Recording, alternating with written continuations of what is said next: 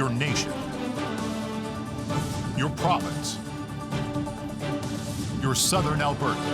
From the heart of Lethbridge, it's Bridge City News Weekend Edition with Jeanette Roche.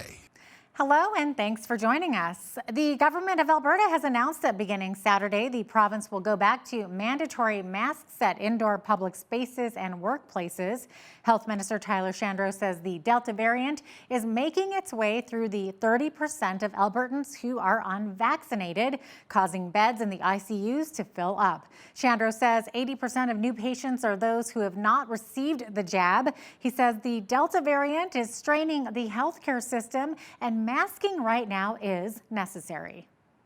For workplaces, that means that employees must mask for all indoor settings except for workstations or where 2-meter physical distancing or adequate physical barriers are in place. This also means that masking on public transit will remain in effect until further notice.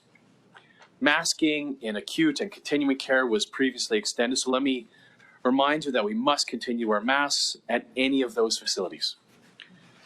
Now, regarding schools, school boards will continue to set COVID management policies as they deem appropriate. The provincial mask mandate will not need to apply to schools. Masks will help slow the spread of the virus and the impact on the health system, and this is a step that we can take with minimal disruption of businesses and people's normal activities. Premier Jason Kenney says to incentivize more Albertans to get the jab beginning September 13th, the province will be offering $100 gift cards for those receiving their first or second shot. Opposition NDP leader Rachel Notley says she's extremely disappointed by the UCP announcement to put more restrictions on Albertans. She says the new restrictions are unfair to the 70% of Albertans who have chosen to receive the vaccine. Notley has been pushing the Alberta government to adopt a vaccine passport rather than implementing new restrictions across the province. So the Premier has failed again. He has brought Alberta to a place of imminent danger to our healthcare system. Jason Kenney is choosing to pay the angry mobs who were literally protesting outside of our hospitals, blocking ambulances, while cutting the wages of the nurses who are working inside of them. He has once again put his own internal political interest ahead of the interests of all Albertans' public health. Again. Enough is enough.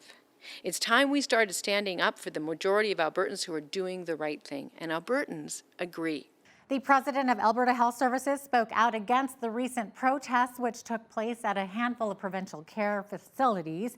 Dr. Verna Yu said while she supports the right to a peaceful protest, she was frustrated that some of the events turned into personal attacks on physicians and staff. She said it was extremely unsettling when AHS employees were yelled at and how some patients were obstructed from entering facilities to receive care. In a statement Friday, Dr. Yu said if you oppose masking, vaccinations, or any other measures taken to prevent COVID-19 transmission, that is your right, but to target healthcare workers with anger and vitriol is not acceptable, particularly now. Dr. Yu also says surgeries have been canceled as more and more ICU beds are being taken up. The number of Albertans needing ICU care has increased rapidly in the past week. And while our frontline teams are doing an incredible job in caring for Albertans, we need your help. Beginning this morning, AHS is going to be postponing non-urgent surgeries and procedures across all 5 zones.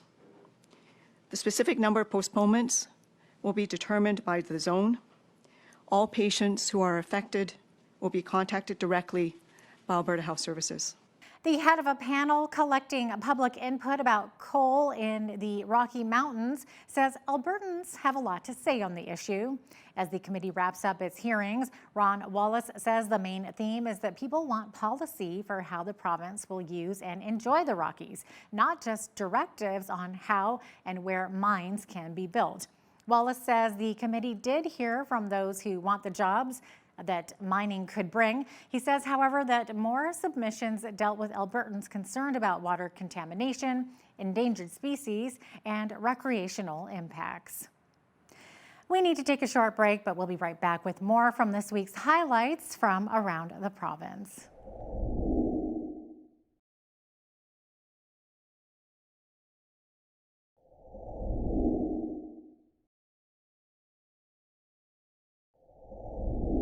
Welcome back. This past week, the month of August came to a close, and with that saw Overdose Awareness Day on August 31st. According to Stats Canada, there were 3,770 deaths across the country caused by unintentional poisoning in 2020. That's an increase of 530 such deaths in 2019. The largest were observed in Ontario in 2020 at just over 2,200. Alberta had 920. This year, the crisis has been felt especially hard in BC. According to the BC Coroner's Service, the overdose death toll topped 8,000 in the first 6 months of 2021. Many provinces across the country have been struggling with addiction issues and an opioid crisis. Alberta's Associate Minister of Mental Health and Addictions, Mike Ellis, issued the following statement in recognition of Overdose Awareness Day. He said, quote, "Addiction is an illness that continues to affect our communities. Overdose Awareness Day is a solemn reminder of what the world lost due to the illness of addiction. We lost mothers, fathers, brothers, sisters, friends, and loved ones. Addiction affects everyone, whether it's yourself personally, a family member, or through your community. Addiction can have devastating consequences," end quote. Minister Ellis adds that the province is helping through increased treatment spaces, opioid agonist therapy, and overdose prevention services. He also says free naloxone kits are available at more than 2,000 locations across Alberta. Well, members of Alberta's Piikani Nation and other nearby communities gathered to walk from the Piikani Travel Centre to Crow Lodge Park in Brockett, Alberta. People came out on a Tuesday to raise awareness for International Overdose Awareness Day. Micah Quinn has the details. Martin Ironshirt and Teddy Crosschild are the organizers for the Honoring Our Loved Ones International Overdose Awareness Day event. Ironshirt says there are a lot of people that are affected by overdose from areas like Lethbridge, Calgary, Standoff, Brockett, and Pincher Creek. There's a lot more to it than just, people using drugs. I believe that there's a negative stigma around opioid use, drug use, and that's one of the things that we wanted to, highlight today was that we really need to get rid of that stigma, as a people. It's the only way that we can work together and move forward and change that negative stigma is if we talk about it as a community. The event honored those in the community who have passed away due to an overdose, and their pictures were adorned at the front of the event. So the pictures that we got are from the Blood Reserve and here. And most of them, those pictures that we showed are family members. And one of them is my brother William and his wife Tammy. He left behind, some children, and one of the ones was the one that created this painting. Shaylee Ironshirt created the painting that would become the theme for the event after she too had to deal with loss. My mom and dad both passed from fentanyl. I don't do a lot of this style, I guess.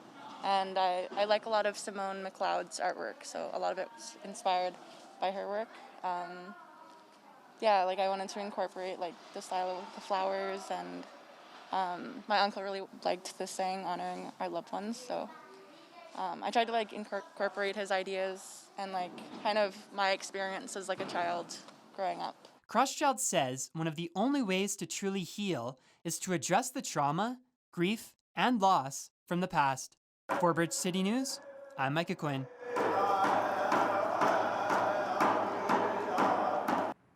Thank you, Micah.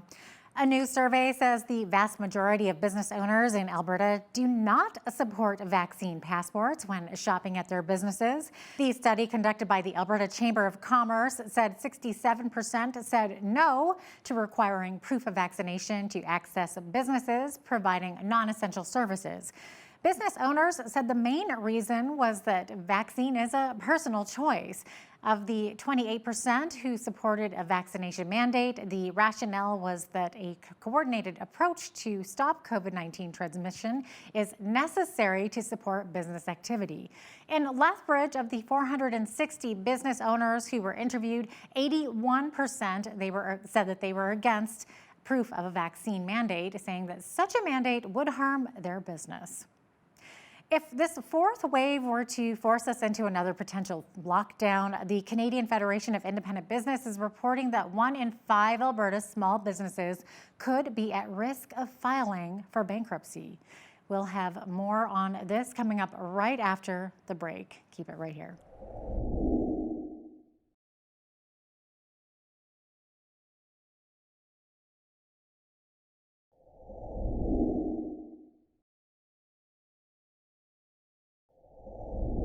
Welcome back. Well, 1 in 5 small Alberta businesses are at risk of closing down if a fourth wave were to force us into another shutdown. That's according to the Canadian Federation for Independent Business. Annie Dormuth is the CFIB Director of Provincial Affairs Alberta, and she says Alberta businesses are carrying the most debt in the entire country due to the pandemic. Well, the latest report from the CFIB that actually just came out today that unfortunately Alberta is still leading the nation on the largest average debt per small business owner as it relates to COVID-19.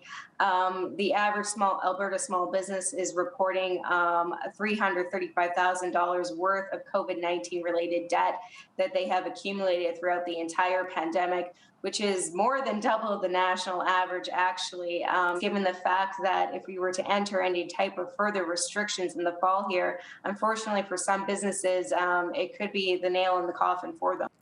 Now, one Alberta business owner who knows this story all too well is Lance Secretan. Take a look. It's just kind of like on a sinking ship, I guess. Best way to describe it, right? You're throwing a life preserver and you're just holding on until it ends, and hopefully you can hold on long enough. Owner of Coliseum of Lethbridge, which specializes in laser tag, axe throwing, archery, and airsoft, Secretan was forced to close his doors during the initial shutdown in 2020, then again last December through June of 2021. He's applied for as much government COVID relief as possible. The problem, though, his business was brand new when the pandemic hit, meaning he didn't qualify for as much relief as he should have. The government offers a little bit of help, just enough, again, that you can kind of tread water, but not really very well. One of our big problems is because we were new just before the pandemic, a couple of months, we never really got to making our full month, what we should be making, right? What you make after you've been running for 6 months or a year or something like that. And what they give you is based off of what you make. So we don't qualify for near what we're supposed to or should be getting, right? If we've had an actual year to run, say, hey, these are our numbers and this is what we make and this is what we should be getting. With his doors closed longer than they've been open while he's been in business, Lance still hasn't received the third phase of Alberta's Small and Medium Enterprise Relaunch Grant, which was launched back in April, and he's not alone. As mentioned before, Annie Dormuth is with the CFIB. She joined me earlier this week to discuss the many business owners who haven't received this much-needed money. How long is it supposed to take for businesses to receive this money? Well, unfortunately, this is what we've been hearing from small businesses since the third round of the SME Relaunch Grant was unveiled by the provincial government, that there was almost like a series of unfortunate events that caused a lot of applications to not go through, or business owners had to reapply for their application and kind of start from scratch. So definitely something we've been hearing from business owners since the start of basically this third period. And unfortunately, the problems are still plaguing some business owners. So we do call on the provincial government to really make an effort to look into any outstanding application and kind of work through any type of problems that might be occurring that is preventing this much needed payment to go to small businesses. Okay, so what have you heard from the province on this? Have they given any kind of a response whatsoever? Well, we've been working with the provincial government, kind of on the one-off cases that come through our business resource services line, and through that, we've been able to get through. Our business owners are able to kind of get through or get their payment quite quickly. A lot of it is, application kind of errors on the part of the applicant that is preventing them from getting the payment. However, still, there should be some type of method from the provincial government to at least search any type of outstanding payment and again contact those business owners directly to determine if any errors in the application need to be fixed. That is a long time for these businesses to be waiting. So we're looking at 4 months. What was the waiting time supposed to be? About 10 weeks or so? The original date from the application approval was supposed to be payment within 10 to 12 business days. Wow. Again, if you were one of those unfortunate business owners that applied on a browser that didn't seem to work or process the application, or unfortunately had perhaps a duplicate application, those are the type of situations we've been hearing from business owners that have resulted in this quite lengthy delay of getting their much needed funding. So if you haven't received your funding, definitely check with the province to see if there was a problem with your application. Up next, we speak with one of the queen bees of beekeeping. That's right after this quick break. Keep it right here.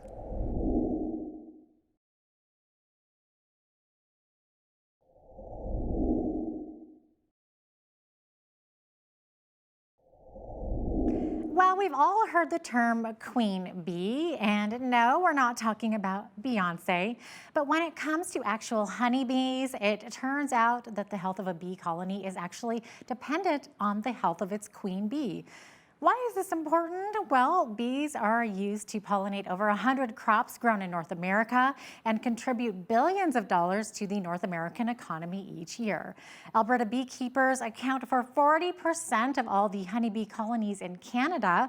Here in southern Alberta, biological sciences researcher Dr. Shelley Hoover is the University of Lethbridge's resident bee expert, and she's known all across the province and even the nation. I did speak with her earlier this week about how she's studying the link between queen bee health and colony success. Take a look. Welcome to the show, Shelley. Great to have you on today. Thanks. It's lovely to be here, Jeanette. Now, the project you're working on has a cute name. It's called the Royal Treatment, and it's all about improving the health of queen bees. So tell us about this project.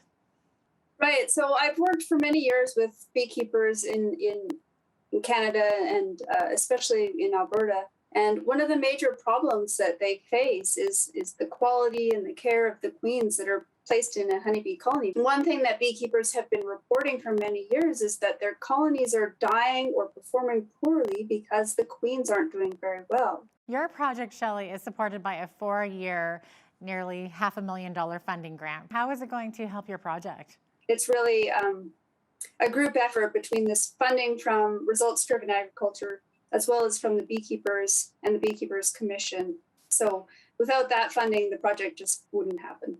Okay, so how do you go about keeping a queen as healthy as she can be? There's the genetics of the queen. How suited are they for our environment? Because in Canada, we're well beyond the natural range of honeybees. They're an introduced species here. So genetics is one aspect to it.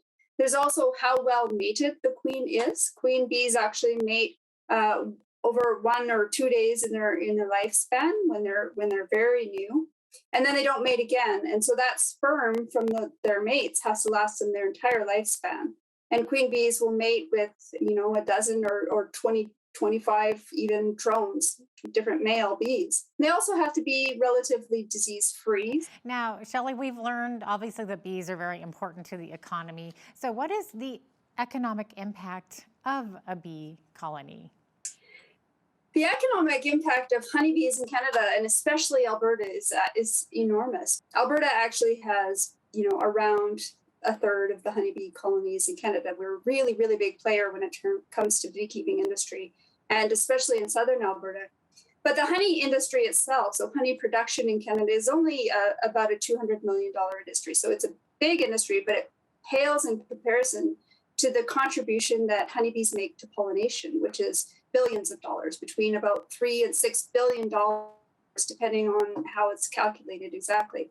And that's especially true in southern Alberta, where we have the hybrid canola seed production fields. They're only here, they're only in the irrigated acres that we have in southern Alberta because our conditions are just right.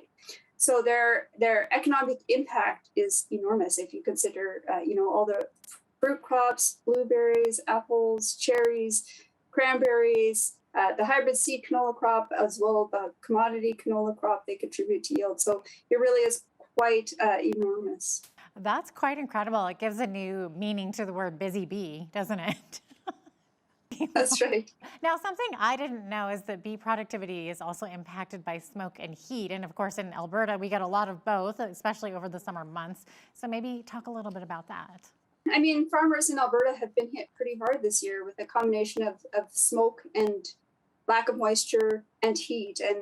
And bees are also affected. We sort of hit that peak heat period right in July when canola was in bloom. And so that affects both the canola crop, but also the nectar and pollen that are available for bees and for the beekeepers to extract from their colonies. So honey production will probably be down. The smoke kind of has two effects. One is that it can actually protect us from those really high temperatures, which can be good. But if the smoke gets quite thick, the bees have a problem flying and orienting because they do need that polarized light. We tend to see reduced levels of foraging when it's really smoky. Well, thanks so much, Shelley, for your expertise. It's a very interesting topic. Good luck with your research as well. Coming up after the break, we bring you some of the top local stories from around southern Alberta. Stay with us. It's just where kids congregate, whether it's in a mall or in a parking lot, parks in general. I mean, anywhere it can be targeted.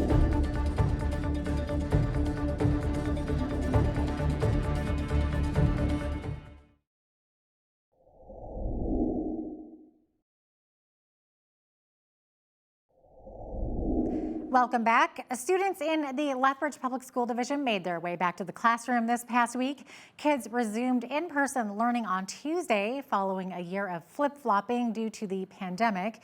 The division's newest school, Dr. Robert Plaxton Elementary School in Southbrook, welcomed the first students to step foot inside. Principal Erin Herkett says although some students may be a little nervous, so far everyone has been excited to get the semester started. It's been so exciting. We've been anticipating this for a long time, getting the school ready. So on behalf of staff, we are all so incredibly excited to get going at this brand new school. And the kids seem really excited coming in, a little bit nervous, a little bit shy. It's a new school with new staff for them. But really overall, everyone seems really happy and excited to be here. Dr. Robert Plaxton Elementary is home to kindergarten to grade 5 and currently has roughly 380 students enrolled.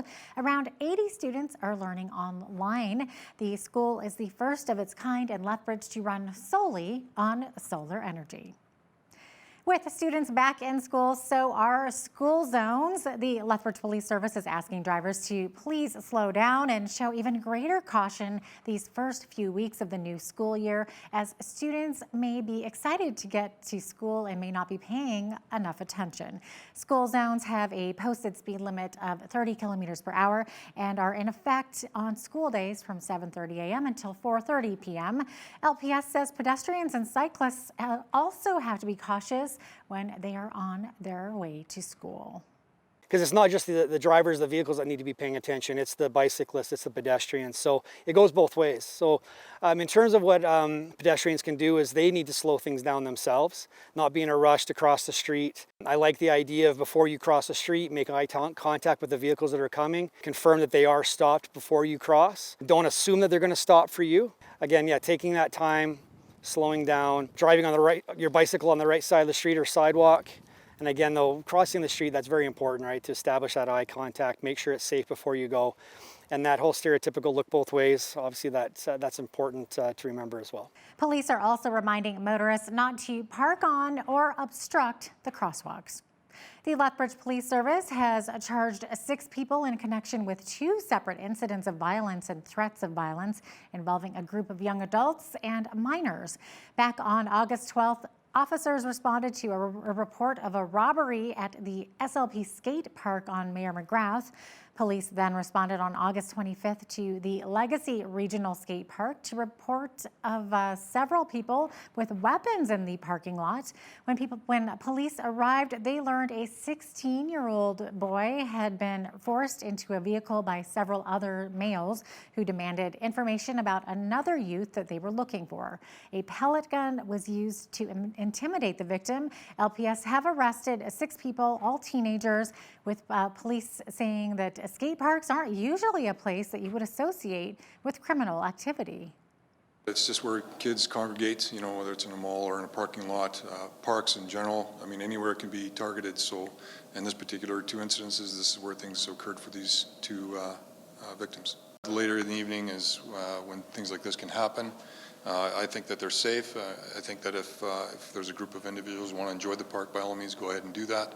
I can tell you that since we've addressed these individuals now, that I don't foresee us having a repeat incident happen. Up next, we speak with another mayoral hopeful, Bridget Mearns, about her platform in the municipal election. Keep it right here.